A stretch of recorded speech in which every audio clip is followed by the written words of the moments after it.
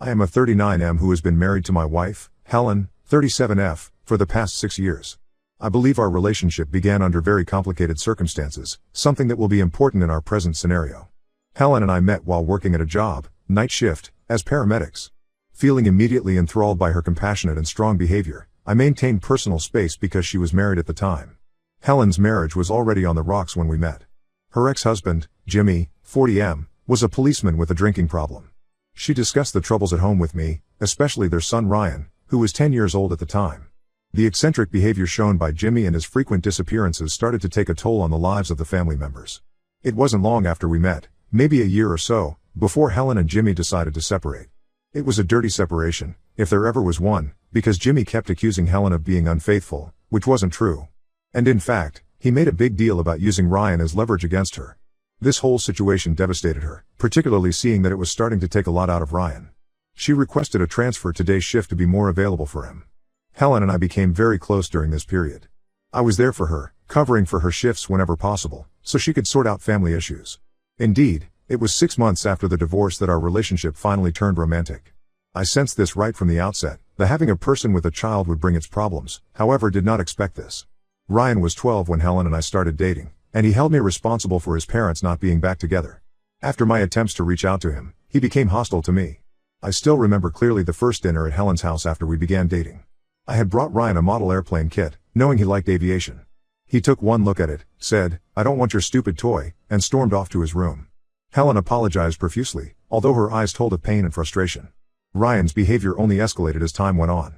There was constant acting out, breaking things in our home, yelling at us, and disobeying any rule that we had set up against this. One really bad incident happened when Ryan was 14. Helen and I had planned a weekend away. It would be our first vacation. We came home to find Ryan had thrown a party, trashed the house, and stolen money from Helen's emergency fund.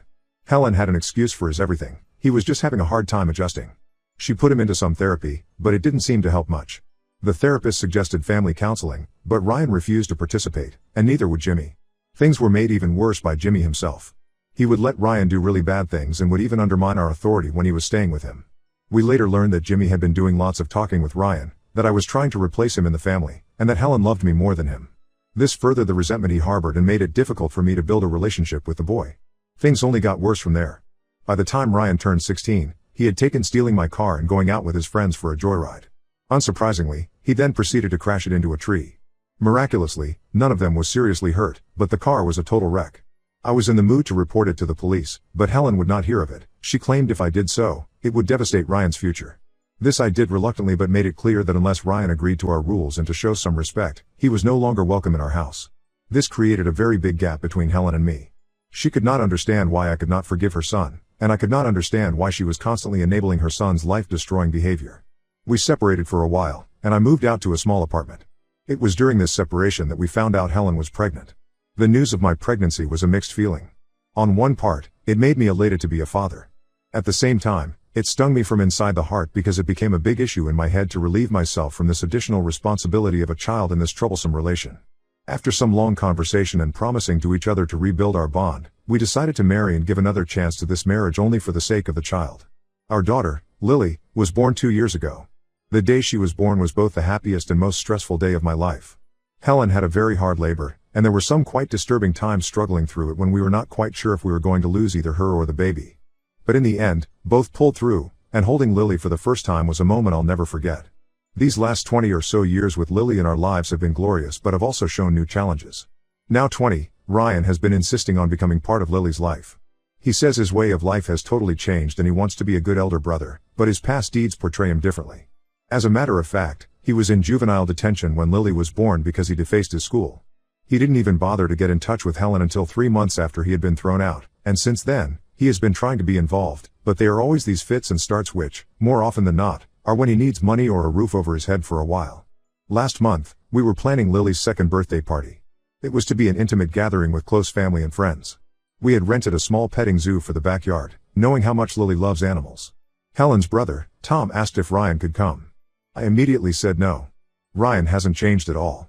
He is still living with his dad, he doesn't have a job, and from what I've heard, he's been in and out of trouble with the law. The last time he visited, which was about 6 months ago, he came in high and even had a shouting match with Helen because she had refused to give him some money. Helen wasn't best pleased with my decision thereupon, and I suppose Ryan does deserve the chance to get to know his sister. Except, I can't quite forget all the madness and hurt he inflicted on the family. I can't bring myself to trust him where Lily is concerned, nor do I want to take the chance of him ruining her special day. The party went on as usual without Ryan, and Lily enjoyed every moment of it. There were baby goats there to fuss over, patting away at milk bowls or laughing at their games. But tension persisted in the background. Helen's family dropped pointed questions about Ryan's whereabouts, and I could literally see the pain in Helen's face each time someone asked. Helen and me had a huge row after the party.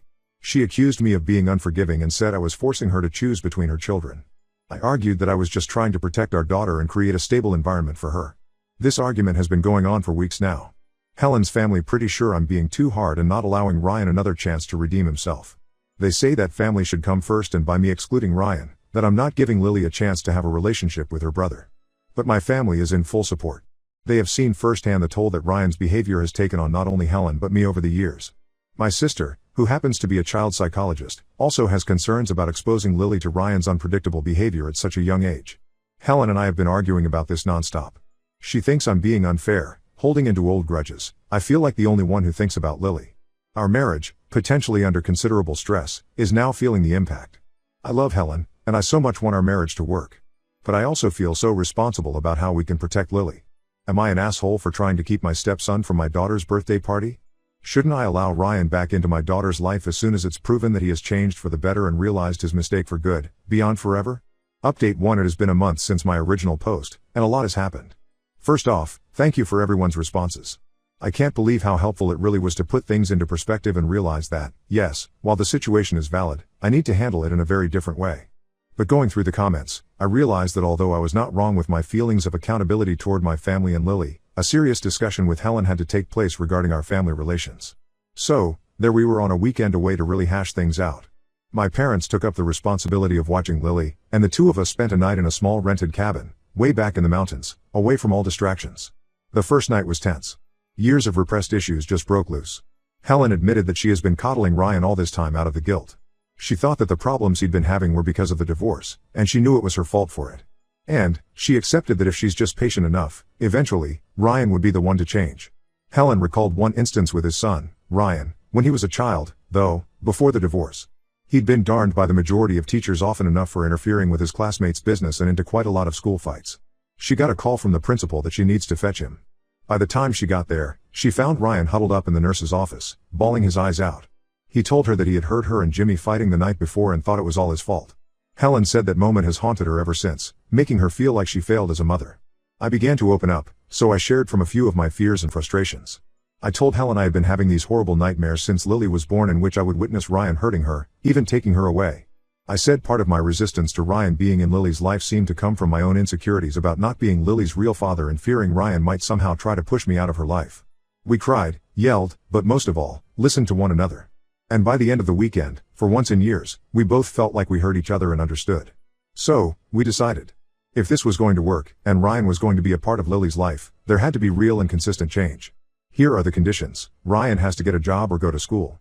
He has to attend family therapy. He has to apologize for what he's done in the past and try to make amends for part of it. For example, purchase Marcia a new car to replace the one he totaled. He has to follow our rules in our household. He has to take a commitment to and stay sober. He has to be amenable to random drug screens. After returning home, Helen called Ryan and at that time presented him with these terms. But as is to be expected, his response was less than stellar. He accused us of acting unfair and trying to take over his life. He said he did not need to prove anything in order to see his sister. The truth is, that reaction of his did help Helen see things from my point of view. She realized that Ryan isn't really interested in being a good brother to Lily, he just wanted access to her on his terms. A few days later, however, the unexpected came into the picture. Ryan called her back. His voice was shaking, and he sounded totally different from the angry, defensive Ryan we'd been so used to.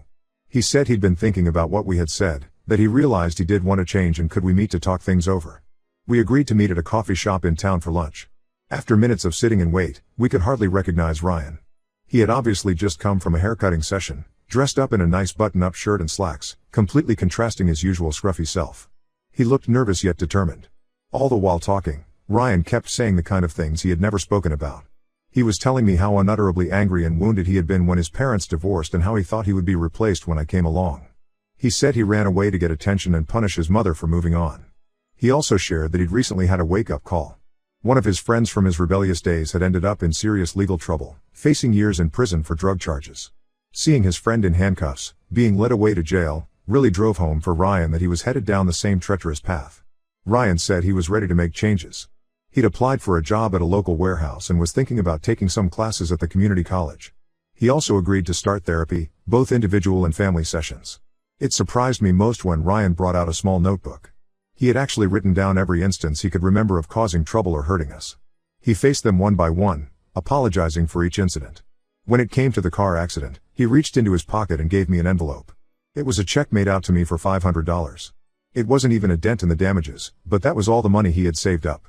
He said he would keep making payments until the debt was paid. While I appreciated the sentiment behind his words and actions, I was quick to point out that it would take consistent action on our part to trust him around Lily.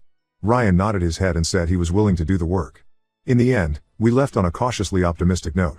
Helen was happy that Ryan seemed willing to change, and I was glad that we had clear expectations in place. It's still early days, so I'm cautious. But for the first time in years, I'm beginning to think there might be a way through, out the other side, for our family. We even set an appointment for our first family therapy meeting, Tuesday, that Ryan has already gone for. He has started his job down at the warehouse. We have a lot of hard work ahead, and I know there will be setbacks and challenges, but just looking at the relief on Helen's face and the determined look in Ryan's eye gives me hope. I'll keep you all posted about how things move along. Update 2. It has been almost 3 months since my last update, and I wanted to update everybody with regard to how things have gone. So far, Ryan has been surprisingly consistent with the conditions we laid down. He has been working at the warehouse for the past 2 months now, has even gone to the extent of calling Helen to say what a great worker Ryan was. I guess he never missed a shift and often signed up for more hours. That really takes the wind out of my sails, in a good way. We then began our twice-a-month family therapy sessions. It's hard, it delves into some hard to reach places of his and my resentment, but he shows up, puts in the work, and really engages more than he ever has before. The most amazing and remarkable revelation took place the day Ryan opened up with his relationship with his father, Jimmy. It turned out that for years, it was Jimmy who was feeding Ryan's resentment against me and Helen. He said that Helen had chosen me over Ryan and that I intended to place him with the family. Well, the rest of Ryan's hostile behaviors toward us could be explained by all of this. In one particularly emotion-laden session, Ryan related that in the seconds after Lily had been born, Jimmy had said to him that with a new family, Helen wouldn't have any need for Ryan anymore. Ryan admitted that much of his recent behavior had been fueled by this concern about being replaced. Ryan perceived the unhealthy behavior of his father and, therefore, decided to cut back on his visiting of Jimmy. That really was a big, huge move on Ryan's part, and has he been in quite a reflective state since then. He's just been living with his aunt, who happens to be the sister of Jimmy, rather than his dad, and that seems like a much fresher environment for him. Touching on the payment of the car that Ryan crashed, he has really been honest with making amends. Maybe not able to pay much each month, but the fact that he is showing himself responsible has counted a lot. He is also helping around the house with the repairs and maintenance things I've been putting off. All of these changes being positive for us, Helen and I agreed we should introduce Ryan to Lily. We set up a short visit to our house. Ryan was visibly nervous arriving, clutching a stuffed animal he'd bought for Lily. To arrive at the front door, he shook his hands nervously before even saying hello and knelt down to Lily's level to introduce himself. Watching them interact was interesting. Ryan was rather awkward at first, not really knowing how to talk to a toddler, but Lily is friendly and warmed up to him quickly. She couldn't stop looking at his tattoos, and she kept asking him if he'd draw on her arm too. The way she would read to him, only to have him read back to her by the end of one of the visits, sitting on his lap, it was a moment I never thought I would see. And, well, my feelings were mixed. Good Ryan, able to be tender, patient with Lily, yet on the other hand, there was this jealousy and fear that I couldn't avoid.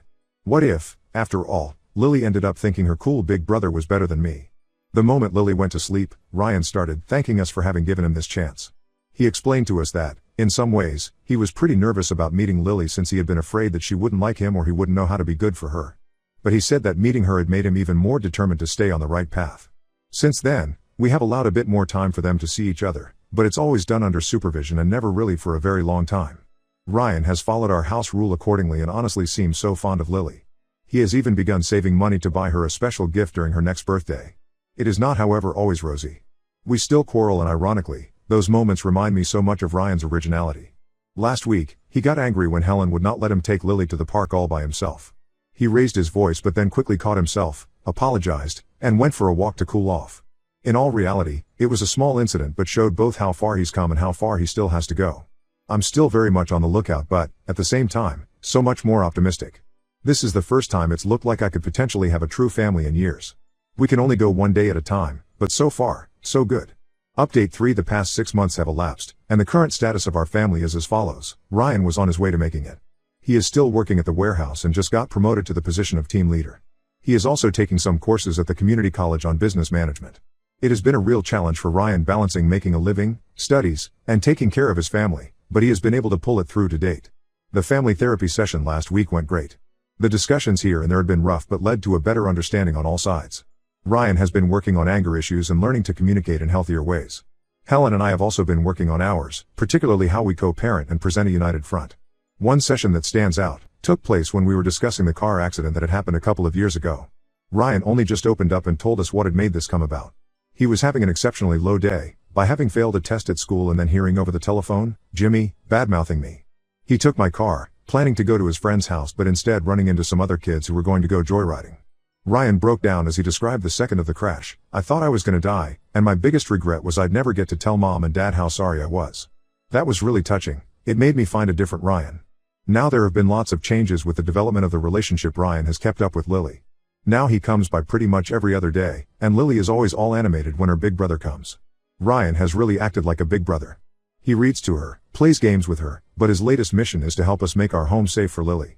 Last week, he spent an entire afternoon helping Lily build a pillow fort in the living room.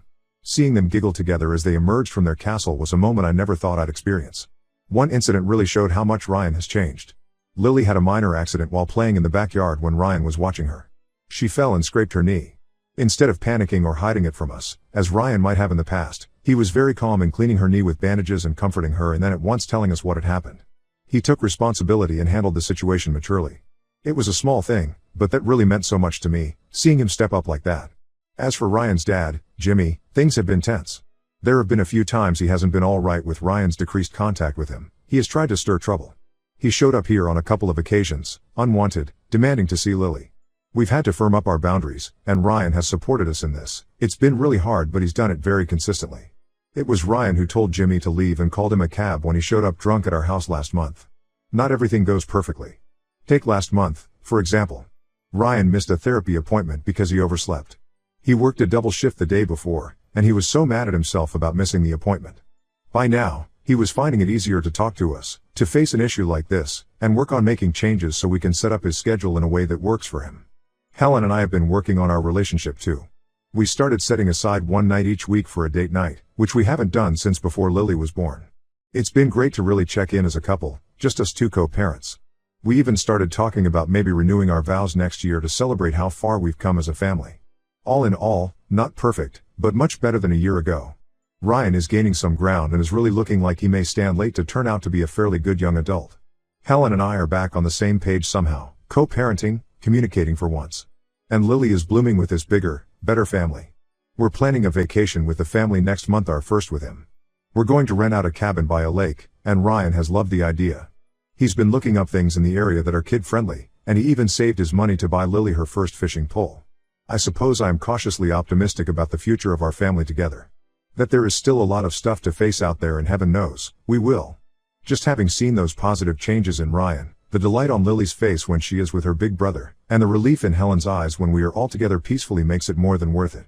We soldier on day by day, celebrating small wins and taking lessons from each stumble. It's been such a long, hard walk, but I'm starting to think we have a shot at making it as a family in the end.